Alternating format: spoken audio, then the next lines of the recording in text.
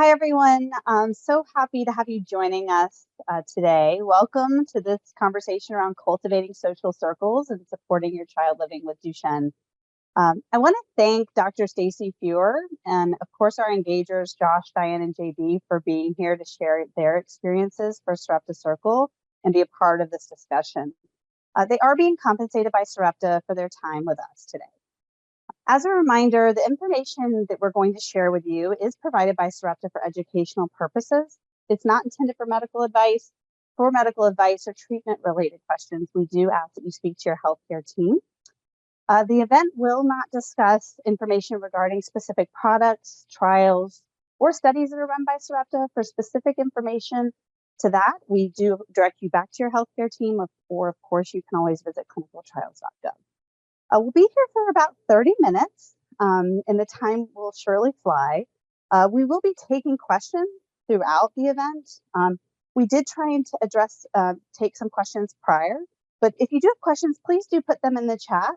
We realize that, we can't always get to all these questions. We will surely try and address those.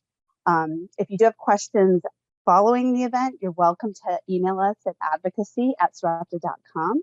or send us a direct message on social. We're all here today. We respond quickly on social, so we will definitely respond to you after the event if you want to reach us that way. As a reminder, we also encourage you to stay connected. All of us came here today because you were connected to Sarepta through various formats. We encourage you to stay connected at Duchenne.com. We will share a link here in the thread, so feel free to connect with us there. Or you can open your camera and we'll share a QR code a little bit later in the discussion where you can also choose that outlet to connect. So with that, I will now hand it over to Dr. Feuer, who will get us started. Thanks, Coley. Hi, everyone, and welcome.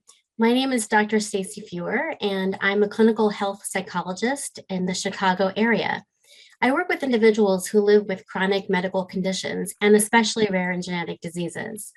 My goal as a clinician is to help my clients live healthier, more resilient lives while coping with medical challenges. I'm also a rare disease patient and a patient advocate for the past 25 years, and I'm really happy to be here. Hi, everyone. I'm JB. My husband and I are parents to 2 children. Our daughter Cece is 8 and our son Charlie is 15, living with Duchenne. Hi there, I'm Josh, and I'm 22 years old. I'm a college student, and I'm looking forward to graduating at the end of the semester with an associate's degree in communications. I live with Duchenne, even though that's not usually the first thing I say about myself when meeting new people, because I don't let it define me. Hello, everyone. I'm Diane, and I'm Joshua's mother, and I'm really happy to be here. Great. So welcome again, everyone. As Coley mentioned, we're going to be talking about cultivating social relationships while living with Duchenne. And one thing we know for sure is that having strong social ties with others is linked to a wide variety of emotional health benefits. Friendship can help your child gain independence, build confidence, and develop a sense of belonging. It can also decrease feelings of isolation and help your child engage in happy, fun relationships with companionship as they navigate life with Duchenne. We also know that making friends isn't always easy, and living with something like Duchenne can add additional challenges. So for example, mobility issues can make it more difficult to join in on activities or go to other kids' homes. So today, we're going to talk about how you as a parent or caregiver can help your child build and maintain healthy friendships. Our discussion is meant to guide you with important information and practical suggestions for supporting your child socially. We're going to focus on 3 specific tips. For each tip, I'll give you a little bit about why I recommend it, and then JB, Josh, and Diane will share their perspectives. Okay. So our first tip today is to have open and honest conversations with your child about friendship. As a parent or caregiver, you can help lay the groundwork for friendship success by talking openly with your child about it. So you can explain things like making friends is like many other things in life. It's not necessarily easy, but it's usually worth the effort. And more importantly, it's something that they can learn to do. You can talk about skills your child can work on that will help them make friends, like being a good listener, being kind, showing concern, and asking questions. Brainstorm with your child about their friendship goals, and then partner with them as they work on those goals. Importantly, you can help your child break down larger goals into smaller, achievable steps so that they feel more manageable. You can also help your child by creating a safe space for them to feel comfortable talking with you or asking questions about anything, even issues that might be difficult or upsetting for them to discuss, like having romantic feelings for someone or disappointing things that happen in friendships. Your child needs you to be there for them in an open, non-judgmental, and calm way. If your child does not feel comfortable talking about certain topics with you, you might want to think about pointing them to another trusted adult in their life, like a teacher or a relative. You also might want to give the other adult a heads up so that they're prepared for the conversation. So JB, keeping all of this in mind, can you tell us a little bit about how you engage Charlie in open conversations about friendship? Yes, goodness. So one of the things we talk about is, how friendships have seasons and cycles. Someone who's, your bestie today may not be as close with you in the future because people change and, circumstances change. It's normal to grow apart and to make new friends. When Charlie was younger, his friendships looked very different than they do today. And as his body started changing, his friendships started changing. In our family, we're really open about everything. There's no off-limit topics at our house. And Charlie knows that he can come to us about anything. JB, I think that's great, and having no off-limits topics is so important at home. Can you give us an example of a friendship-related issue that you've helped Charlie deal with? Sure. We talk about, sometimes that friends can hurt us with the things that they say, either unknowingly or unknowingly. When Charlie could no longer ride a bike, one of his friends said he didn't want to be friends with someone who couldn't ride a bike.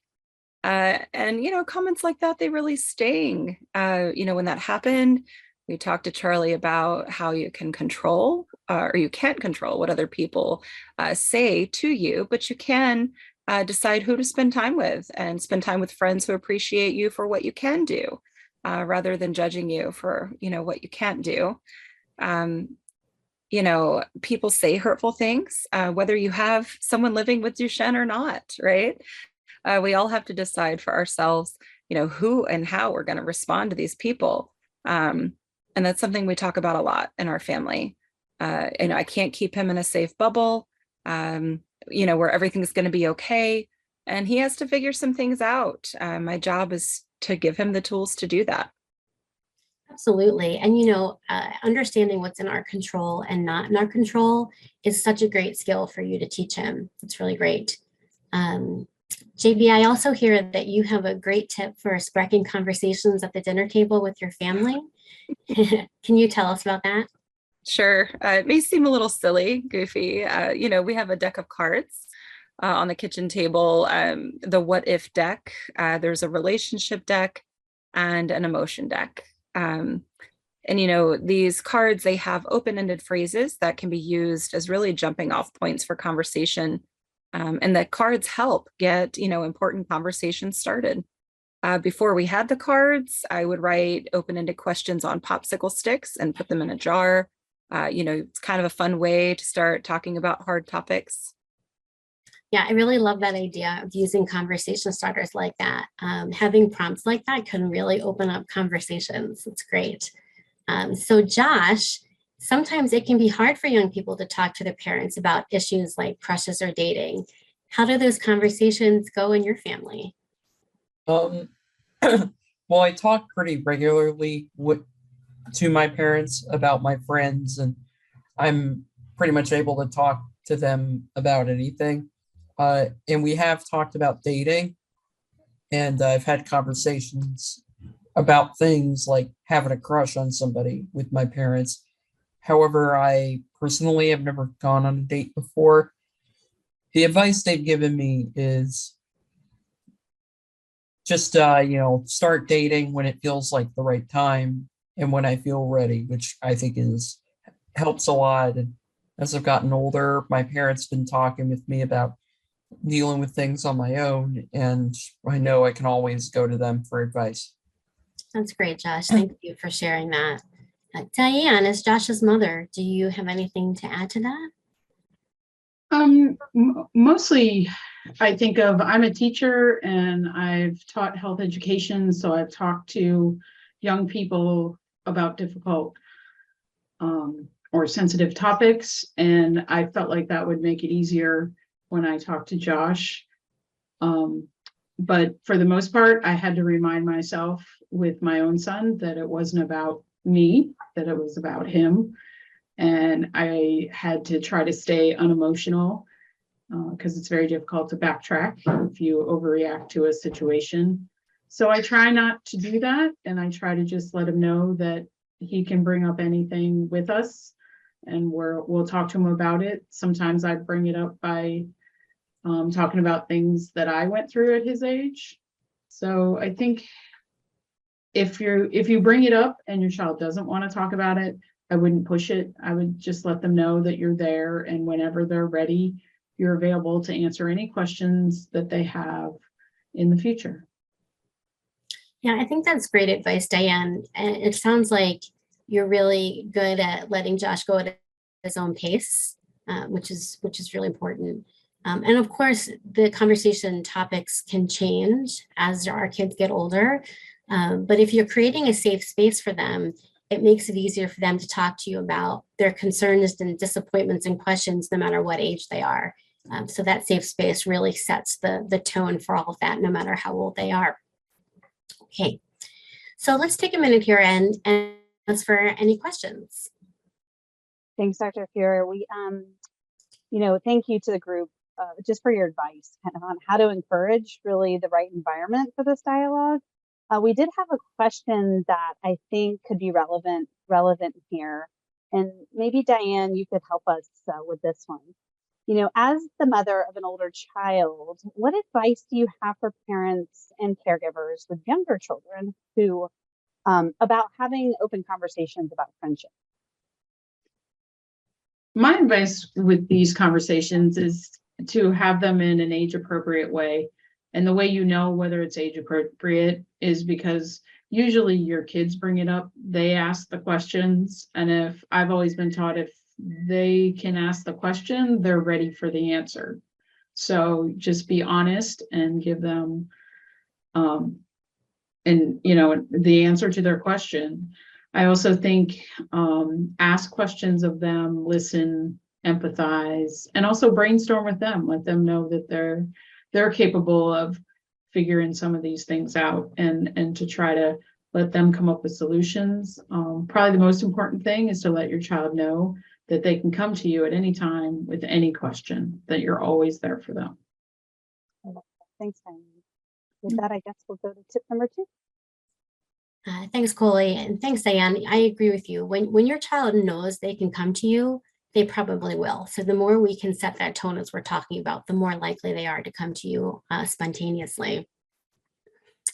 And so we'll move into our second tip here. And our second tip today is to help your child explore a range of social circles.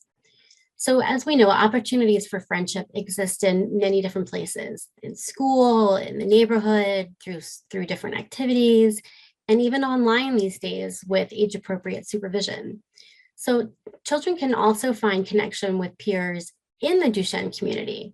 And those peers might have a unique understanding of what your child is going through as an individual living with Duchenne.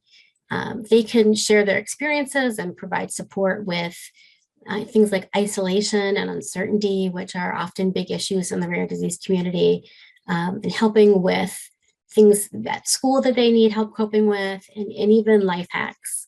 But there's also benefits to having friendships with children who are not living with Duchenne. And these friendships can give children an opportunity to shift their focus away from their diagnosis. So Josh, can you tell us about some of the places that you've made your friends? Yeah, I went to a summer camp for kids with muscular dystrophy from age 6 to age 17. And through that experience, I got to know some kids with Duchenne, and I happen to be friends with one of them. I was also in a Best Buddies group in high school, which Best Buddies, if you're not familiar, is a group that connects volunteers and people living with conditions such as Duchenne. There's at least one student I became friends with through being part of that group, and yeah, we've been besties ever since. And But like even though yeah, she was like my best friend throughout high school. Other than that, I didn't really have a whole lot of friends in high school the first 2 years. Yeah, except maybe people that went to like elementary or middle school. Like I knew them obviously, but then I did theater and chorus my junior and senior years, and the amount of friends I made increased by quite a bit. Um, Now there are friends from high school that I haven't really talked to since then. Thankfully, I'm still in touch with quite a few of them. But one thing I've learned from my parents is that keeping friendships as an adult can be hard. Yeah, absolutely. That's very true, Josh. And, you know, I think it sounds like you really branched out in the second half of high school and really were able Yeah, to access a whole group of new friends.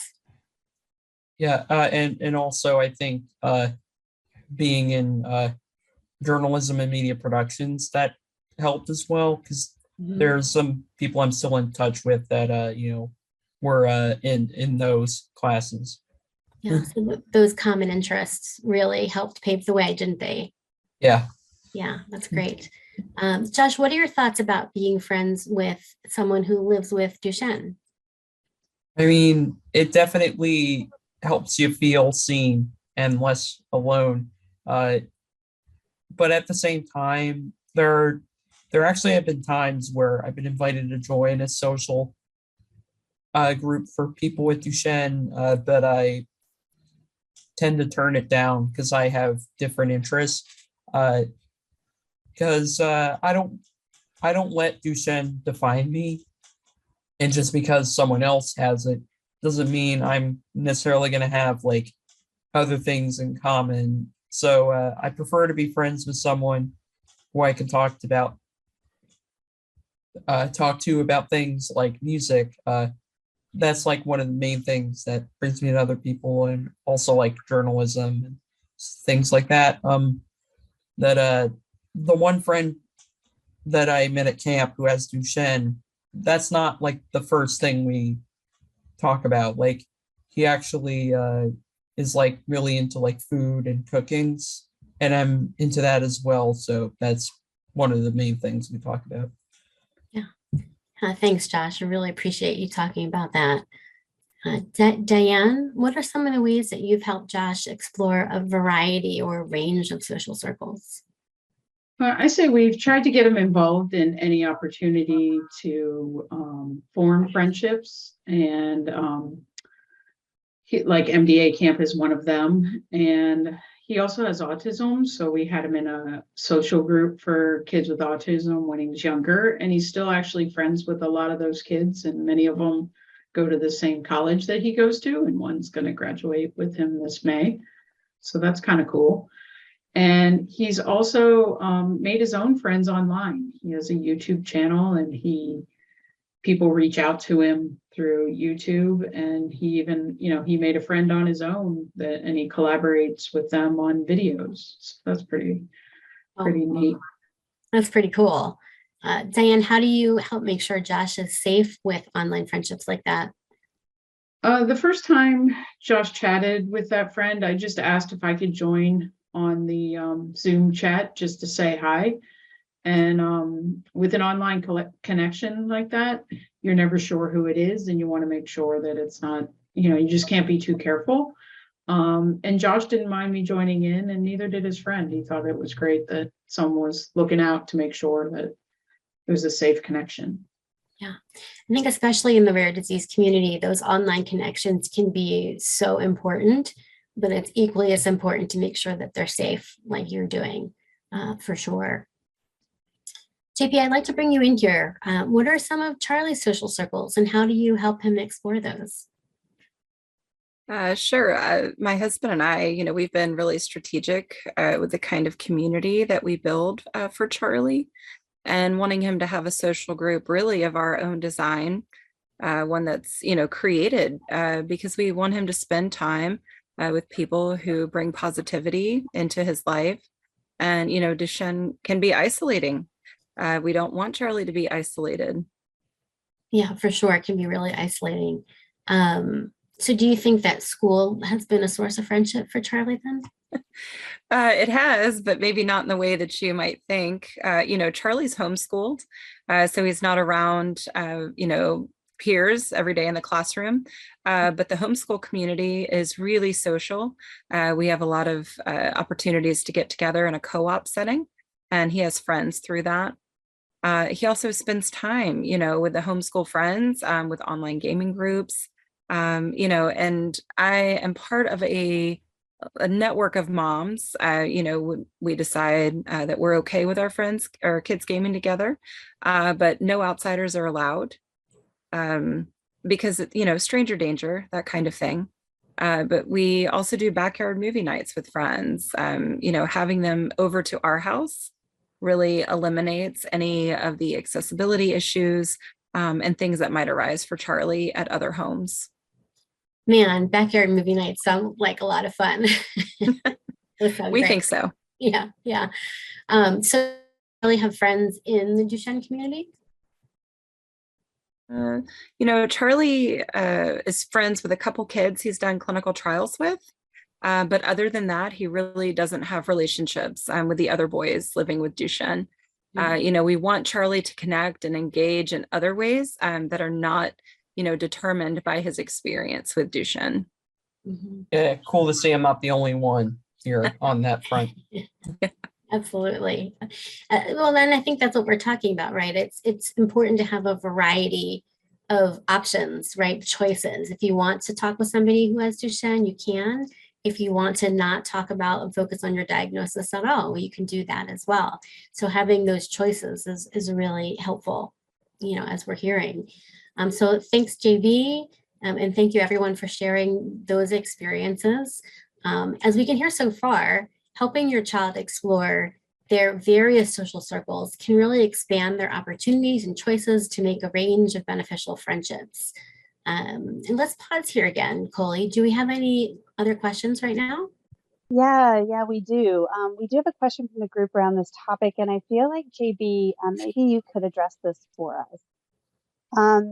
This one kind of talks back to that whole gaming community. It says, my son spends a lot of time gaming online with friends, and I know that it's normal for kids to joke with each other when they're gaming, but sometimes the things I overhear sound a little bit harsh. How do I know when to just let them talk and go with it, or when to kind of step in and rein in? Goodness. So some of this, kind of talk is normal with gaming, it's part of the gaming culture, but that doesn't mean that kids have to accept being bullied. How you handle this kind of talk really depends on the child's age. I'd recommend, listen to the conversations while your child is gaming, and then talk to them about what's being said. Is it bothering them? Is it bothering, their friends? If someone's feelings are being hurt, just talk with your child about how to respond. If it's a younger child, you might want to speak with the other parents, and then limit who your child games with. Thanks, JP. I think what I love hearing too is again, it's like this consistency of opening the opportunity for the dialogue, also kind of engaging your child in the dialogue. So thank you for that. Yeah. Thanks, JB. And I also want to point out that, your thought about keeping the discussions age appropriate is really important.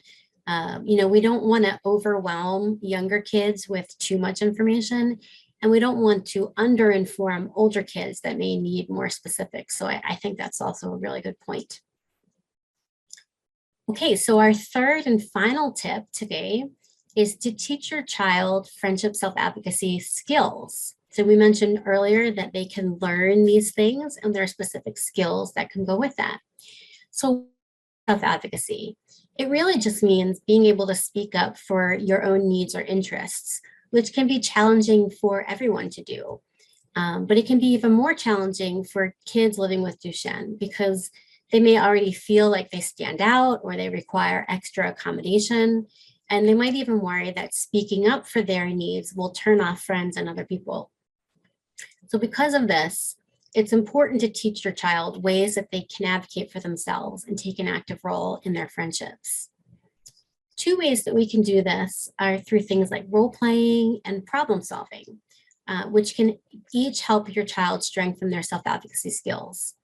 So talking with them about situations that might come up ahead of time and asking them to brainstorm ways that they can advocate for themselves before those situations even happen. However, I really want to point out that rather than solving their problems for them, try to have a more question asking approach. So ask them questions that will encourage them to figure out the solutions on their own. That way they're figuring out how to solve it for future situations, not just the one that you're talking about.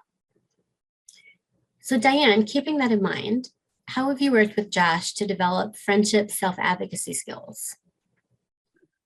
Well, Josh is very open with other people about using a wheelchair and having Duchenne, but he sometimes finds it difficult to ask people for help. Like, for example, if let's say he goes out to lunch with a friend and they're at their local restaurant and he can't open the little plastic ketchup packets, and because his hands can't do that. In the past, he might have just done without the ketchup rather than asking for help, but we've encouraged him to ask people for help. And we've talked to him about how people are usually more than willing to help you.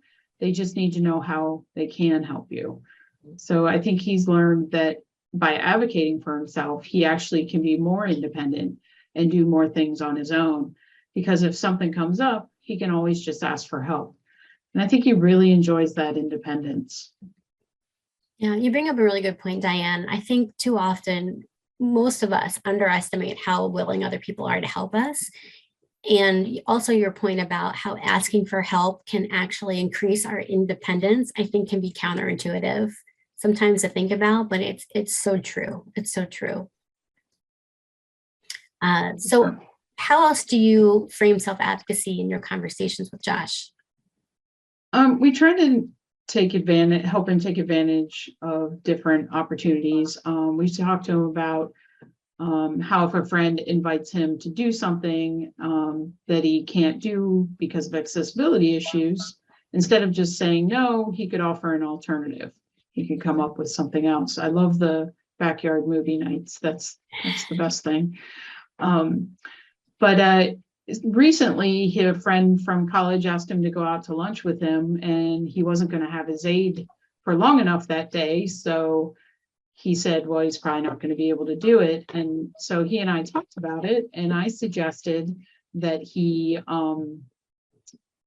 suggest another day that she would be there with him to help him. And he did, and they went on that other day, and it worked out. So he was really happy that he could still get to go, and just talking through that alternative and helping him see just because you can't do the thing that's being asked, that doesn't mean we can't figure something out. And I think that helping him talk through that and ways to advocate for himself, I think really helps him learn to do that on his own more. But yeah. Yeah, absolutely. I mean, discussions like that not only lead to solutions in the moment, but they set the model for how he might go about it in the future. You know, I can talk about this. I can think this through. There may be things I'm not thinking about here if I give it some time and thought. Yeah. So Josh, sometimes people with rare conditions have trouble talking about them. How comfortable do you feel talking about Duchenne with your friends? I have no problem talking about Duchenne. Like, yeah, it's just I think this is a combination of like my autism and also kind of my own kind of self-confidence that like it's important for me to, not be afraid to fully express myself authentically to my friends or any other kind of people. I may not share certain parts of me with them, but for the most part, I'm pretty comfortable just being myself. I know it may be kind of typical for people with conditions like this to feel like, that they're going to be judged or that, they're that someone's going to like you less just because, of this condition. But I've personally never had that problem. Early on in life, I just had to, accept that this is who I am and I can't do anything about it. So yeah, I own it. I really love that, Josh. I think a lot of people with or without, medical conditions strive to get to that place. And it's nice to hear that you're already there. I think that's a good place to be. JB, how about Charlie? How is it for him to advocate for himself with his friends? Charlie handles all that with humor. It's just, if a friend asks him to do something, he'll say, like, dude, I can't do that. My legs don't work. Or if they ask him to reach for something, it's, dude, if I reach for that, I'll fall out of my chair. Most of the time when he meets one of his online gaming buddies, in person for the first time, they're surprised that he's in a wheelchair. And his go-to is to say, like, dude, it's just how I get around. And he's comfortable with it. And then that makes them feel comfortable with it. I really respect the use of dude in these. I think that's like a great equalizer for people. Yeah. I'm going to use dude more, I think, in my life now. And I'm sure Charlie's friends really appreciate his humor and his lighthearted approach, because if he's lighthearted about it, it probably gives them permission to be more lighthearted about it as well. For sharing that, JB. Yeah. So as we're hearing, self-advocacy doesn't necessarily come easily to children with conditions like Duchenne, but it can get easier with certain skills and practice of those skills. Coley, do we have any questions about this section? We do. I have a question for Josh. So Josh, you said that you may not share parts of you with certain friends. And I love that, like parts of yourself. Can you elaborate a little bit on how you decide what to share and what not to share? Really, it depends on the situation. Like, if I'm meeting someone in person, I pretty much have no choice but to just be like, yeah, I have Duchenne. But if it's just someone I'm interacting with virtually, I probably wouldn't mention that I use a wheelchair unless I meet them in person. And like there are people that I've met who don't even know I have Duchenne because it's just never come up. Like I'll give you an example. That friend I was talking about earlier, who I make online videos with, I've actually never told him I have Duchenne. Like, and we've known each other for a couple of years, but I feel like now I'm at a point where I may have to bring it up at some point. But as I said earlier, I accept that this is who I am, but I also don't feel that I have to tell everyone everything about me. Like, I don't feel like I have to, during like our first conversation, like spill out my guts completely. I love it. Yeah, it's the right time for the right place, right? That's great. Thanks, Josh. Thanks, Josh. So we've come to the end of our conversation today. I'd really like to thank Josh and Diane and JB for sharing your experiences and wisdom with us today. It's really wonderful to have an opportunity to talk about important topics like friendship with members of the Duchenne community. And I think we've really highlighted today how having healthy friendships can offer your child a variety of emotional health benefits. When parents and caregivers facilitate those friendships in an informed and supportive way, you can help your child build and maintain beneficial relationships that can bring them companionship and joy. And so with that, I'm going to hand it over to Coley, who will wrap things up for us. Thank you, Dr. Feuer. I'm sure that attendees appreciate the powerful advice that you've shared. Of course, also thank you to Josh, Diane, and JB. I feel inspired by your thoughtful and insightful comments. And I'm sure that this conversation has been incredibly helpful for those that are joining us today.